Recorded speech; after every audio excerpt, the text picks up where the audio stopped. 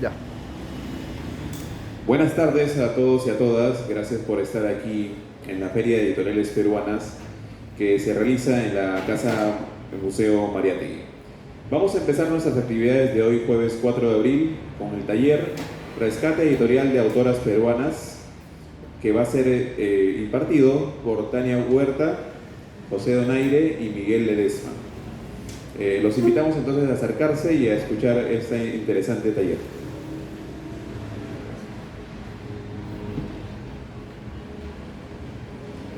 Muchas gracias, Julio, por la presentación. Primero que nada, gracias por la asistencia a escuchar este taller, que creo que estamos intentando acá en la Federación de Editoriales Peruanas darles algo diferente, ¿no?, a los talleres ya acostumbrados que siempre hay en las ferias. No solamente con presentaciones o lecturas, sino también este tipo de talleres que nos enseñan un poquito no solamente a los editores, sino a los lectores sobre lo que es el trabajo que tiene uno como editor. Especialmente hoy que vamos a hablar de lo que es el rescate editorial, que es una de las ramas pues, de la edición tal vez un poco complicadas acá en el país, ¿no? Si bien el rescate editorial es una tarea ardua, hacer un trabajo de archivo e investigación, más aún lo es el rescate de textos fantásticos de entre siglos, como es el caso de la editorial Pandemonio. Como sabemos, el canon literario peruano tiene una predominante preferencia con los textos realistas, históricos o críticos. Esto hace que las novelas, cuentos o cualquier texto de género fantástico sea muy difícil de encontrar. Y a fantástico nos referimos con los libros o cuentos basados en el terror, la ciencia ficción, lo sobrenatural y la fantasía en general. En este caso, Pandemonio Editorial publicó el año pasado un rescate llamado Continuidad de los Cadáveres, que es un conjunto de cuentos fantásticos de entre siglos, finales del siglo XIX y principios del siglo XX, cuyas historias giran entre temas de cementerios, cadáveres, aparecidos y amores necróficos. Como punto importante, debo referir que los autores de estos cuentos son, muchos de ellos, muy conocidos en el género realista y hasta en el indigenista. Como ejemplo, tenemos cuentos de Glorinda Mato de Turner, Clemente Palma, María Negrón, Manuel Bengolea, Humberto de Laila, Lastenia Larriba, entre otros. Con gran beneplácito descubrimos varias autoras fantásticas de la época que siempre fueron en menor cantidad que los varones. Entre ellas, de quien quisiera exponer hoy día, está Teresa González Luján, con un cuento espectral llamado La Viuda. ¿Por qué hacer un rescate de Teresa González? Porque Teresa González Luján ha sido reconocida como educadora en el Perú, ¿no?, como una de las más importantes realmente educadoras de lo que es la educación de las mujeres, pero casi nadie conoce su faceta narrativa, menos aún su faceta fantástica narrativa, ¿no? Teresa González fundó el Colegio de Mujeres denominado Liceo Fani, ¿no?, un colegio en el que era el preferido por muchas de las familias distinguidas de Lima, y no solo por sus métodos de enseñanza, sino por la importancia que concedió a la educación sobre la instrucción.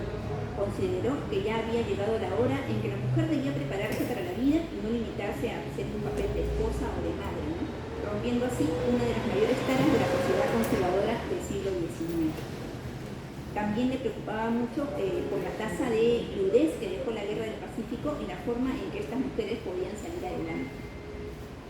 Al mismo tiempo abogó intensamente por la enseñanza técnica y laboral y por la idea de que la educación moral, la intelectual y la física debían contemplarse.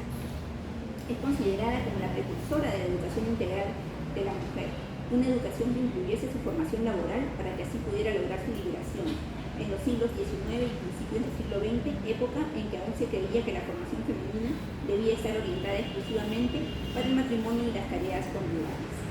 Teresa González también integró un grupo de notables peruanas del siglo XX, que la historiadora Francesca Tenegri considera como la primera generación de mujeres ilustradas en el Perú, donde también se encontraba Elvira García García, Lastenia Larriba de Llona, Mercedes Cabello, Glorinda Mato de Turner, María Jesús Alvarado Rivera y Juana Manuela Rodríguez.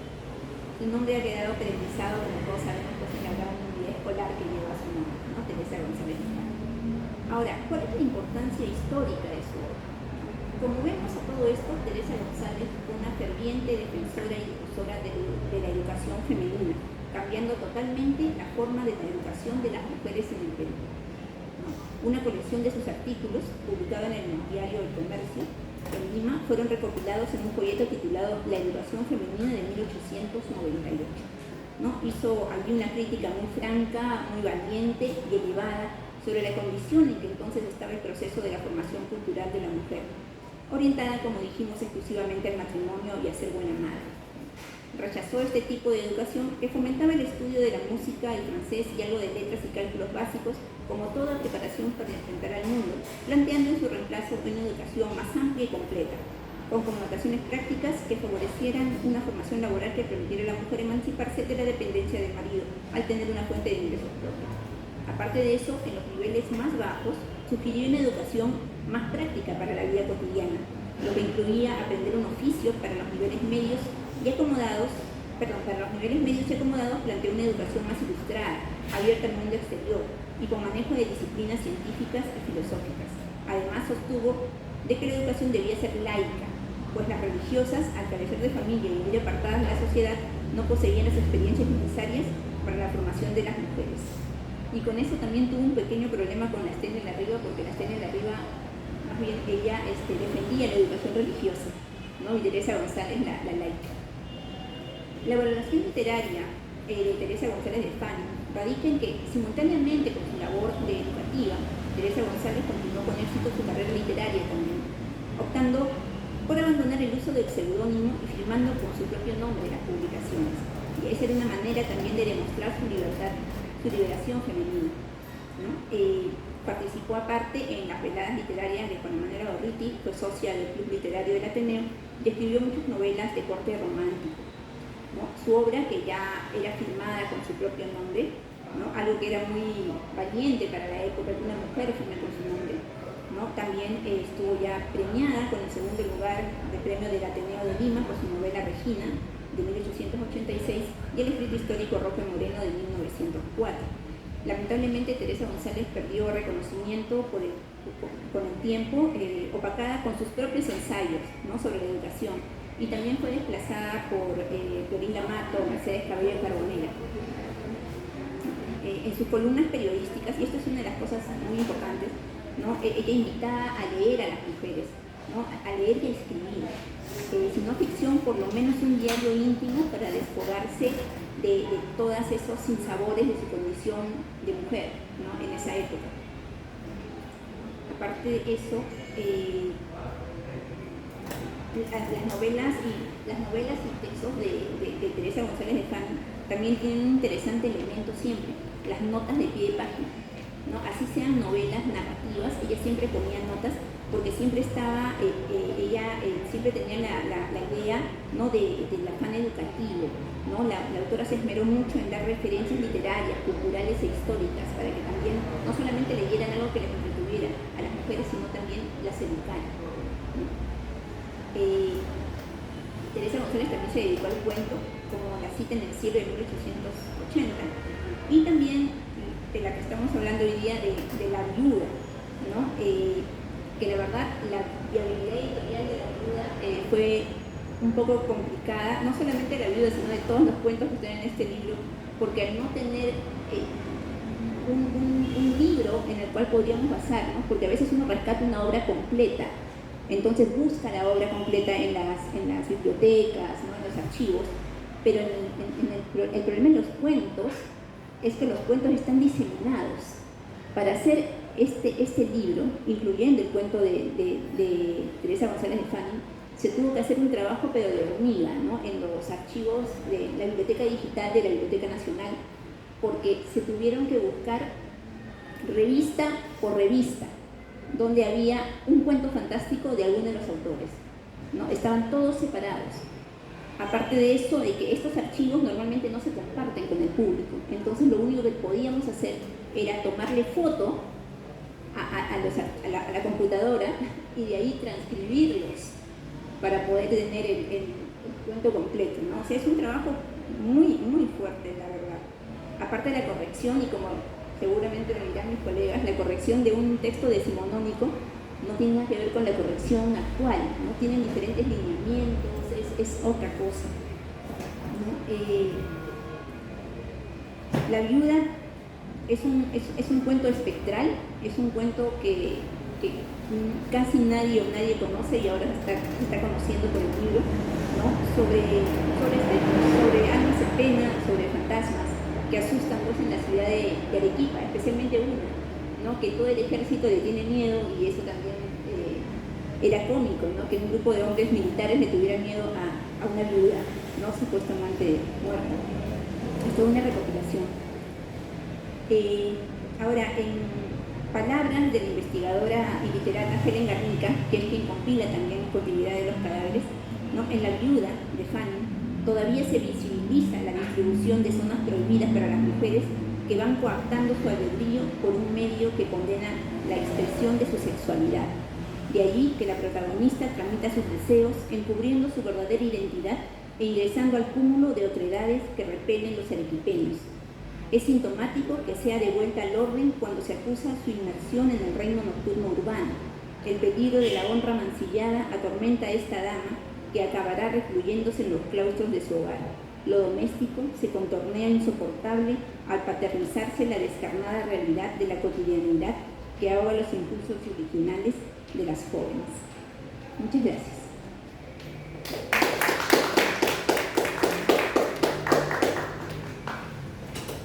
Buenas tardes para todos los asistentes. Gracias por venir al taller que estamos organizando. A mí me toca hablar sobre Mercedes Cabello. Es un rescate que nosotros hicimos en el 2021 como parte de nuestro proyecto Rumbo Bicentenario, cuya propuesta es rescatar los textos decimonónicos de la época republicana peruana más importantes y relevantes, porque hay un gran vacío editorial sobre autores y autoras del siglo XIX, pues el público general considera esta literatura como una literatura menor, no valorada para los lectores actuales o lectores contemporáneos, pero en nuestro caso Mercedes Cabello es una escritora importante del siglo XIX. Ella fue periodista, escribió artículos, ensayos, novelas, cuentos, tanto en el Perú como en el extranjero. Fue muy difundida, por ejemplo, en periódicos de París, de Nueva York y de América Latina. En el caso, mayormente se le conoce a Mercedes como novelista. Ella tiene una serie de novelas muy importantes que van desde el romanticismo hasta el naturalismo. En el romanticismo, por ejemplo, está la novela Sacrificio y Recompensa, que es una de sus primeras novelas, o Los Amores de Hortensia, que son novelas clásicas para el siglo XIX. Y luego hay una evolución en ella, en el sentido de que pasa de un romanticismo parecido a Madame Bovary hasta llegar a un naturalismo influenciado por el positivismo y las obras de Zola. Eso se refleja mayormente en su novela Blanca Sol, que fue una de las novelas más importantes del siglo XIX, que generó un escándalo cuando se publicó. Mercedes Cabello tuvo que escribir para una segunda edición de Blanca Sol, tuvo que escribir un prólogo justificando por qué había escrito por la intención de la novela en sí, porque la crítica de la época, los periodistas y el público en general pensaban que se basaba directamente en un personaje histórico de la época, entonces fue muy criticada por eso. Como digo, y en una segunda edición Mercedes Cabello hace un prólogo justificando la ficción de su novela. Y esa novela fue muy importante porque en el siglo XIX tuvo 4 ediciones de más de 1 millar de ejemplares. Entonces fue un boom, fueron 4.000 ejemplares en un periodo de un año. Para el siglo XIX, solo casos especiales como las obras de Ricardo Palma, Juan de Arona, tienen esa capacidad en el sector editorial. En el caso del Conspirador también fue una novela muy importante para el siglo XIX. En el año que se publicó hicieron 2 ediciones. En 1894 hubo una tercera edición, luego al año siguiente también una cuarta edición y 2 años después hay una edición en México. Entonces, como se puede ver, hay una importancia en el valor de Mercedes Cabello como novelista. Lastimosamente, cuando ya en sus últimos años de vida, producto de la sífilis, enfermedad que contrajo, dicen los investigadores, lo contagió su esposo, ella termina en el manicomio, pierde la lucidez, tiene aires de grandeza. Cuentan los historiadores psiquiátricos que se paraba y empezaba a gritar que ella era una gran escritora, entonces tenía muchas divagaciones. Lastimosamente falleció en 1909, no muy recordada en esa época. Solamente hay 2 notas periodísticas que rememoran sus años gloriosos, salieron en El Comercio, fueron notas breves en donde mencionan sus últimos años de vida. En el caso del conspirador, este rescate editorial es importante porque, como comenté hace un momento, en el siglo XIX Mercedes Cabello publicó mucho, escribió bastante y sus obras fueron muy editadas. Pero en el siglo XX, después de casi 90 años o un poco más, sus obras quedaron en el olvido. Si buscamos una edición de, por ejemplo, Blancasol, solamente la primera edición, y ya a partir de la década del 2000 se han vuelto a reeditar. Por ejemplo, en Estados Unidos, la editorial Stop Zero empezó a publicar sus novelas: Sacrificio y Recompensa, Los Amores de Hortensia, Blancasol y El Deber y las Consecuencias. No publicaron El Conspirador, no sé por qué motivo. Esta es la novela más importante de Mercedes Cabello.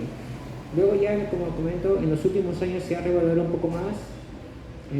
Si mal no recuerdo, el año pasado el Estado peruano puso su bibliografía como patrimonio cultural del Estado. Entonces, ya están resguardadas sus obras para un futuro. En el caso, bueno, aspectos importantes de la novela El Conspirador. ¿Por qué es un rescate importante? ¿Por qué se tiene que leer actualmente? Esta es una novela política, es una de las pocas novelas políticas del siglo XIX, salvo Jorge, el Hijo del Pueblo, de otra escritora, María Inés Bustamante, y los amigos de Elena, que también es una novela política. Son pocas las novelas políticas del siglo XIX. En este caso, El Conspirador está basado en la figura de Nicolás de Piérola. Es un personaje que desde joven le inculcan que tiene que ser un líder, tiene que estar inmerso en la política para llegar al poder, porque su familia de origen arequipeño, todos fueron caudillos, todos fueron militares. Entonces se le inculca al personaje principal esa idea. Entonces él, cuando ya llega a Lima, hace todas unas triquiñuelas para llegar al poder. Entonces se convierte en ministro, pero no es un ministro honorable. Hace corrupción, hace entramados, hace contratos a favor de él. Por ejemplo, es como un caso de Odebrecht, pero del siglo XIX, donde él recibe sobornos para que tal empresa gane las adquisiciones del Estado. Es casi una novela del siglo, casi una novela actual, contemporánea. Son temáticas que seguimos viendo en la época actual. Y luego llega hasta este personaje, Andrés Bello, llega hasta ser ministro de Estado, ministro de Hacienda.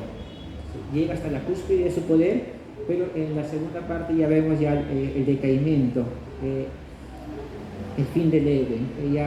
En la segunda parte, bueno, a grandes rasgos, la historia trata sobre el decaimiento, y la segunda parte ya aparece el personaje de Ofelia, que es la que acompaña al personaje, que es al que al final Ofelia es la que lo tiene que mantener a André Bello. Entonces es una novela importante. Como momento se ha vuelto a reeditar. Este libro ganó los estímulos económicos del Estado en el 2021, nos permitió publicar más de 1000 ejemplares, que ya se han difundido mucho en las ferias del interior del país. También en Moquegua hicimos una breve presentación. En la feria de la FIL del año pasado hicimos una presentación de las 4 novelas que hemos publicado en Mercedes Cabello. Entonces, rescatar a Mercedes Cabello y traerla al siglo XXI es importante. Su lenguaje no es un lenguaje muy decimonónico, tiene aspectos muy formales, muy interesantes. Consideramos que es un poco mejor en el lado estético que Clorinda Mata, por ejemplo, o que María Inés Bustamante. Un poco más de Teresa González Fani, como comentó mi compañera Tania. En el concurso que hicieron en el Ateneo, Teresa González Fani quedó en el segundo puesto, y Mercedes Cabello quedó en el primero con sacrificio de recompensa. Entonces vemos que tiene entre comillas una mejor calidad literaria. Y ahora traerla al siglo XXI también es importante. Sus temáticas reflejan mucho la época del siglo XIX, que no ha variado en el siglo XXI. Seguimos viendo la conspiración del poder del Estado, las luchas patriarcales, familiares, que Mercedes Cabello reflejaba mucho. Adicionalmente, Mercedes Cabello ha publicado crónicas, ha publicado ensayos, artículos que también reflejan mucho su quehacer literario. Ella tiene escritos sobre la novela moderna, debatía mucho con los positivistas de la época, con los naturalistas tanto peruanos como extranjeros, de Uruguay, Colombia, España. Publicó un ensayo sobre Augusto Conté, sobre el positivismo. Y escribió un ensayo sobre la novela naturalista de Solá. Entonces estaba muy influenciada, conocía mucho sobre la literatura de la época. Ella leía francés directamente. Su familia fue una familia muy culta de Moquegua, entonces desde pequeña ella tenía la facilidad de leer las lecturas francesas. Entonces fue una mujer de su época muy importante. Estuvo en el contexto de la guerra del Pacífico. Cuando invadieron Lima, ella se tuvo que alejar a Chincha. Entonces, y luego ya cuando terminó la guerra, tuvo mucha participación en el quehacer literario. Publicó en La Alborada, en El Recreo, en revistas del extranjero. Entonces, hay todavía mucho por rescatar de Mercedes Cabello. El profesor Ismael Pinto, que falleció hace algunos años, dedicó mucho tiempo en investigar la vida de Mercedes Cabello. Tiene un volumen gigantesco biográfico de casi 700 páginas que rastrea toda la biografía de Mercedes Cabello. Hace unos años se hicieron varios congresos, tanto en la Universidad de San Martín como en Estados Unidos, y poco a poco se está volviendo a revalorar, poniendo a la palestra a Mercedes Cabello al nivel de la novelista más conocida del siglo XIX, que es Florinda Mato. Eso podría decir por ahora. Muchas gracias.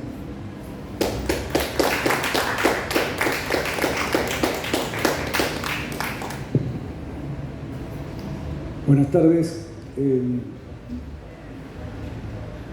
Acá dice José Donaire, y bueno, José Donaire, que soy yo, es director del sello Maquinaciones, que es un sello que se especializa en varios géneros, ¿no?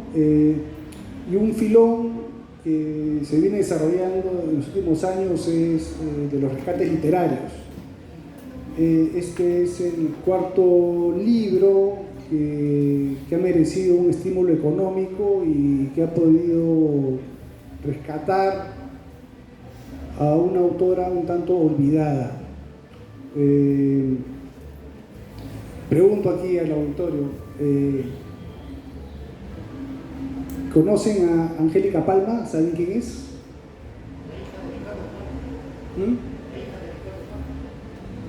Pero ¿cuáles son sus libros? Bueno, sí, pues, es la hija de Ricardo Palma, ¿no? Y justamente el propósito de este proyecto de rescatar su obra es que dejemos de decir es la esposa de, la hermana de, la hija de, ¿no? Porque ella tiene, no es personal, Mario, pero es cierto porque a Angélica Palma se le negó algo, ¿no? Se le negó su propia labor intelectual. Ya Ricardo Palma, su padre, ¿qué problema? Ser hija de Ricardo Palma también, ¿no? Es un peso muy grande, ¿no? Es como decir, como ser hijo de Arguedas, ser hijo de Vargas Llosa, ser hijo de, no sé, en ese nivel, ¿no? En ese nivel de reconocimiento no solo nacional sino internacional, ¿no?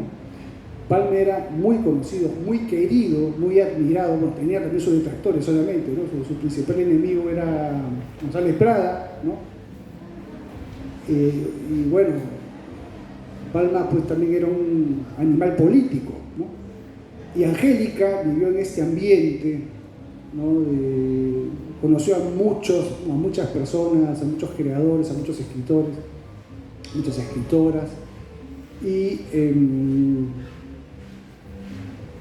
se le conoce como la hija de, y no solo la hija de, sino también como esposa de, porque cuando muere su madre, ella hace de esposa, se preocupa del hogar de sus hermanos pequeños, menores.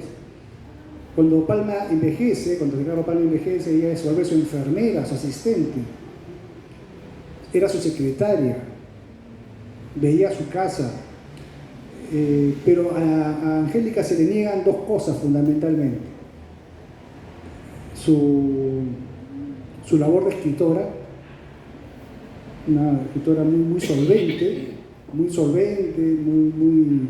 muchos recursos, y su labor de editora. Nadie menciona que una gran editora. Ella se encargó de salvaguardar la obra de su padre, llevarla a los mejores editores españoles para que su obra pues, se imprimiese con toda la seguridad. Se encargó pues, de comparar textos, ver las mejores versiones finales de las tradiciones de Palma. Ella consolida y decide prácticamente cómo se iba a publicar las tradiciones de Palma, que es como la conocemos ahora, ¿no? Porque eran tradiciones pues desparramadas en algunos volúmenes y sobre todo en periódicos, revistas. Entonces, ahí hay dos aspectos que hay que rescatar de ella. Leo su biografía, porque es relevante esto, ¿no? Angélica Palma nace en Lima en 1878, poco antes de que empiece la Guerra del Pacífico. Sabemos que esta Guerra del Pacífico perjudicó mucho a la familia Palma. Palma perdió su casa, ¿no? Fue incendiada su casa de Miraflores, perdió su biblioteca. A Palma, en este incendio, se le quema el manuscrito de Los Marañones, ¿no? Una novela pues, que no ha llegado hasta nuestra época, lamentablemente.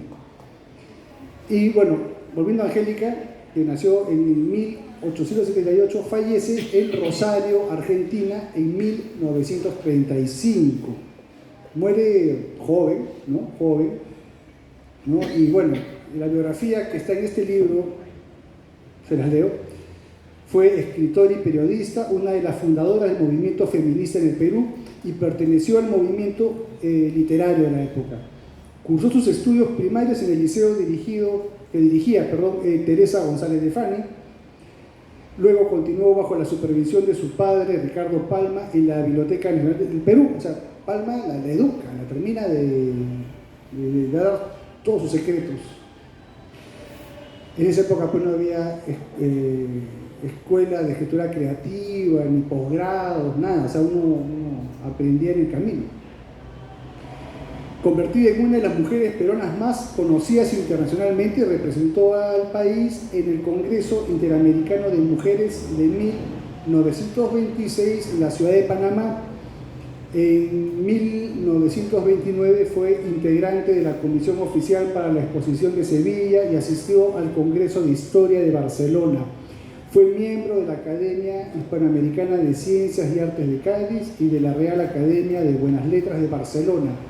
Es autora, fíjense, de las siguientes novelas: Cartas a una turista, publicada en 1907, Vencida, publicada en 1918, Cartas son cartas, 1918, Por senda propia, fíjense en este título, Por senda propia, publicada en 1921, Coloniaje romántico, 1923, Tiempos de la Patria Vieja, 1926, este libro. Uno de tantos, 1926, Ricardo Palma, El tradicionista, 1927, El azar, 1928, Fernán Caballero, 1931 y La sombra alucinante, novela póstuma de 1939. Y de Contando cuentos, de 1929, que es un libro infantil, y Pancho Fierro, Acuarelista, que es un ensayo publicado en 1935. Bien, entonces tenemos pues a una autora bastante prolija, que ya a los 14 años demostraba pues tener un gran talento, y este talento fue alabado por Ricardo Palma en sus cartas, en una de las epístolas a sus amigos. Y Palma pues no se casaba con nadie, ¿no? Cuando vio el talento lo anunció, ¿no? Y así como sus otros hijos, algunos no tuvieron talento para nada, en Palma sí vio el talento de su hija y lo difundió. Y ella quizá pues recibió un peso ahí, y eso explicaría por qué los primeros libros de ella publicados en periódicos por partes, ¿no? como se solía hacer en esa época, los publicó bajo seudónimo. Y va a ser a partir por senda propia, fíjese en el título, ¿no? Por senda propia, ella decide utilizar su nombre y apellido, pero ya cuando Palma pues no existía, ¿no?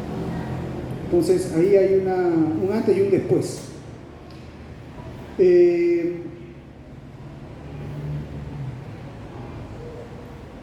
Uno deduce que es la hija de Ricardo Palma, pero que yo recuerde no hay un colegio, no una calle. Por ejemplo, cuando rescaté el libro de cuentos de Lastegna Larriva hace 4 años, al menos hay una callecita que lleva su nombre, ¿no? Y bueno, otro libro que he publicado, otro rescate, que es el de Madeleine Truel. Bueno, su familia no quiso que esto se supiera, ¿no? Porque es una heroína de la guerra y no quería a su familia que los nazis se vengaran de ella, pues, de su familia, por eso ocultaron, y recién un poco se ha develado el misterio de quién fue Madeleine Truel. Pero en el caso de Angélica Palma, creo que la luz que irradió Palma la invisibilizó a Angélica, lo que no ocurrió con Clemente Palma, ¿no? Lo cual, digamos, hay lecturas, pero lecturas machistas, ¿no? Uno de los principales culpables quizás sea Luis Alberto Sánchez, que se encargó de borrarla del mapa a ella y a otras autoras. Sánchez hacía eso, ¿no? Y si era varón con mucho talento, ese talento lo minimizaba, lo reducía, lo dejaba en su mínima expresión, ¿no? Y más bien alababa a sus amigos, ¿no? Pero bueno, eso suelen hacer algunos críticos, ¿no? Lamentablemente. Y bueno, y Sánchez, pues, que manejaba un poco el negocio de la crítica, lo usó perversamente, ¿no? Eso no quita sus cualidades intelectuales, pero bueno, tenía ese lado humano perverso, ¿no? Lamentablemente. Entonces tenemos un punto de partida, un estado de la cuestión, y con mi sello vimos la necesidad de resaltar la obra de Angélica. Consideramos otros títulos, pero nos pareció pertinente que se tratara de este libro. ¿Por qué? Porque este libro exactamente, o casi, bueno, estamos a pocos meses, pero hace 100 años ganó un concurso literario, un certamen literario convocado por el gobierno de entonces, que era una dictadura. Ese gobierno lanzó el concurso. Bueno, no he logrado hasta ahora desentrañar el nombre del concurso, hay varias versiones, ¿no? Pero es algo así como concurso de novela histórica por la batalla de Ayacucho, algo así más o menos.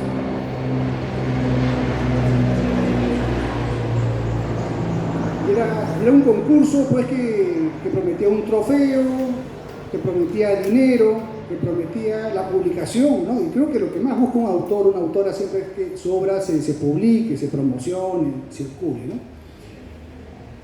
Y Angélica gana con este libro ese certamen. Pero no queda claro, hay versiones también, que fue un empate. Hay otra versión que dice que ella quedó segunda, ¿no? La cosa es que el libro de ella y el libro del señor, que ahorita no lo recuerdo, pero que está en alguna de las páginas de este libro, en el prólogo, fueron señalados como los ganadores, pero nunca recibieron el premio de manera oficial. Si el Estado se compromete en ofrecer un premio, es como decir, ¿no? A los que van a los Panamericanos y ganan, van a tener un departamento, ¿no? Hasta ahora están haciendo cola algunos, ¿no? Para su departamento. Eso suele ocurrir con el Estado, lamentablemente, ¿no? Entonces, pero esto no es nuevo, pero viene desde hace décadas, siglos, ¿no? Entonces,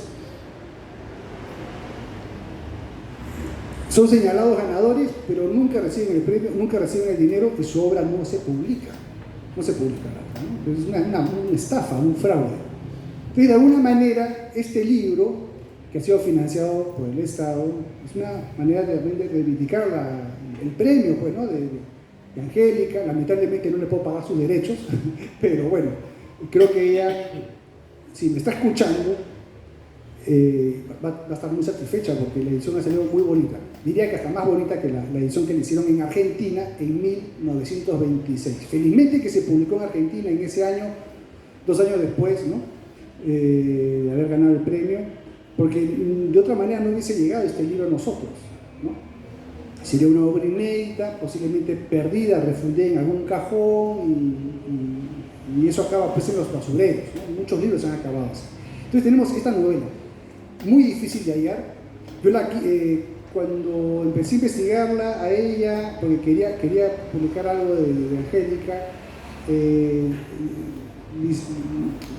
detecté otra novela, pero esta novela, como es póstuma, finalmente me sonaba un poco forzada y opté por esta, además por el aniversario, ¿no? Entonces, no pude comprar el libro. Lo veía que algunos libreros de viejos lo promocionaban en sus redes, pero les escribí, nunca me contestaron, escribí a 3 o 4 de ellos. Afortunadamente encontré este libro en algunas bibliotecas. A la primera a la que le escribí me dijeron, no hay problema, le prestamos el libro para que lo escanee, y así ocurrió. Así obtuve el manuscrito, bueno, así obtuve el material, ¿no? Prestado, escaneado. Una novela muy difícil de ubicar. Si alguien quiere verla sería imposible. Ahora ya, bueno, está al alcance del público, ¿no? En cuanto a la valoración literaria, ¿no? El libro pues tiene una solvencia narrativa. Angélica tenía muchas cualidades literarias, eso se nota en su prosa. Es una novela que nos habla de hechos históricos, o sea, nos pinta los días previos a la batalla de Ayacucho. Un poco, acá la interpretación de Giovanna Polarolo, quien se encarga del prólogo de este libro, y de otros investigadores, otros académicos, es que el gobierno de Leguía, que era un gobierno dictatorial, no la premia, no cumple con el compromiso de publicar su obra, porque este libro atenta contra lo que el gobierno de Leguía quería impulsar, que era el concepto de patria nueva. Entonces tenemos el concepto de patria nueva, típico del leguismo, y Leguía pues un ególatra, pues, en fin, que quería reinventar el Perú, versus tiempo de la patria vieja, o sea, patria nueva, patria vieja, ¿no?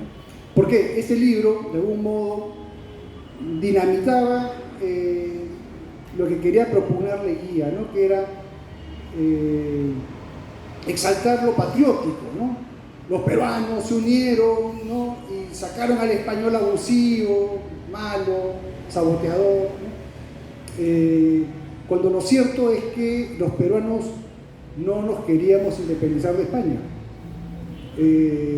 Estábamos muy bien, en una situación de abuso, de todo lo que quieran, pero no nos queríamos independizar. O sea, si uno hacía una encuesta en esa época, el 95% era no independencia, 5% independencia. Sí, así estaban las cosas.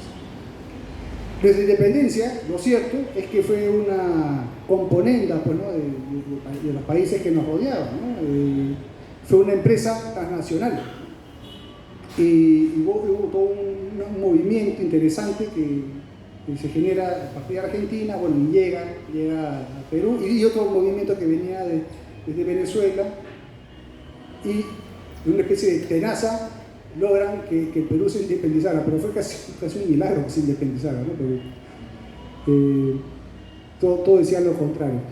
Y este libro, de algún modo, nos explica lo que vivían las familias peruanas de ese entonces, ¿no? Eran familias divididas. Digamos, en el ambiente, digamos, en la élite peruana de ese entonces, ahí, digamos, las cosas estaban en un 50-50, ¿no? Pero en general, en lo que es el país, en diferentes clases sociales, nadie quería la independencia, pero en la élite, en los que querían que gobernaran el país, era casi un 50-50, eran familias divididas, era como hablar pues de una familia típica peruana ahora, porque puede tener fujimoristas y antifujimoristas, era algo así, de un país muy polarizado. O sea, en verdad, la polarización es algo que caracteriza al Perú, ¿no? Y también esto lo vivió, imagino, Angélica Palma durante el gobierno de Leguía, ¿no? Porque había muchos leguistas y antileguistas, ¿no? Entonces, es un poco como que la historia se repite, cíclica, pero con variaciones, obviamente, ¿no? Entonces, acá en este libro hay varios elementos interesantes de estos odios, y esto pues ameritaba pues que se reeditara, que se rescatara. Estamos ya, perdón.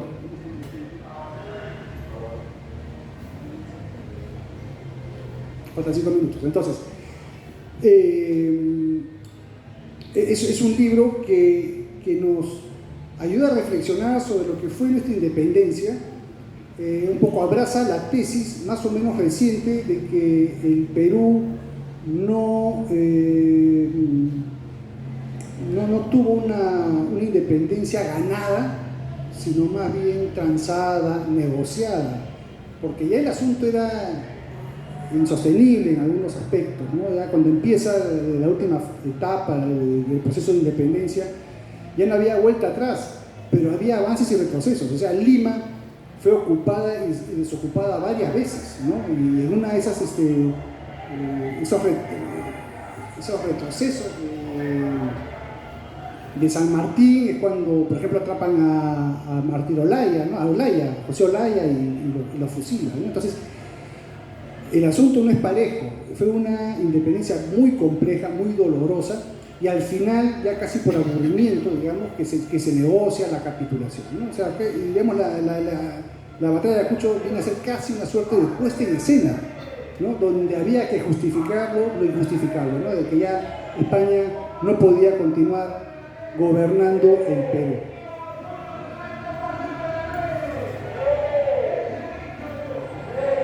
Nos asalta la realidad peruana.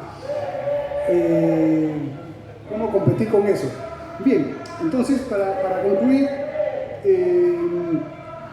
advertí porque el libro tenía una viabilidad editorial, convoqué a un magnífico equipo, ¿no? Un diseñador, un ilustrador para que sea la portada, a una académica de primer nivel como Giovanna. Entonces el libro ha salido en magníficas condiciones, y bueno, está al alcance del público, tiene un precio de librería que es caro, pero también tiene un precio, digamos, social que lo voy a ofrecer en algunos espacios universitarios para que esto llegue a jóvenes estudiantes de historia, literatura, y también llegue a manos de investigadores que se acerquen a la obra de Angélica Palma, conozcan su gran legado y valoren su trascendencia literaria. Muchas gracias por acompañarnos. Cualquiera de estos libros lo pueden encontrar acá en las mesas de la editorial.